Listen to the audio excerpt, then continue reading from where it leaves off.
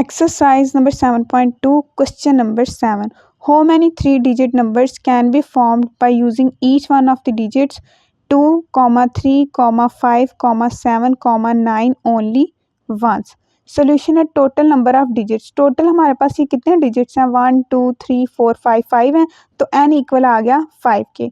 Used number of digits, use कितने करने हैं हमने, हो मैनी 3 डिजिट ना, तो यहाँ पे r इक्वल लिखेंगे 3 के। यहाँ पे अब हमने कौन सा मेथड यूज़ करना है, हमने एक अरेंजमेंट के साथ हमारे पास नंबर्स हैं, तो हम यहाँ पे क्या यूज़ करेंगे, परमुटेशन। तो required number of permutation equal है N P R equals to N की जगह पे 5, पी आर की जगह पे 3 इक्वल्स टू 5 का फैक्टोरियल डिवाइड में 5 माइनस 3 का फैक्टोरियल इक्वल्स टू 5 का फैक्टोरियल डिवाइड में 5 में से 3 माइनस करें तो 2 का फैक्टोरियल इक्वल्स टू 5.4.3.2 का फैक्टोरियल डिवाइड में 2 का फैक्टोरियल, ऐसे ही 2 का फैक्टोरियल कैंसिल हो गया equals to 5.4.3 which is equal to 60।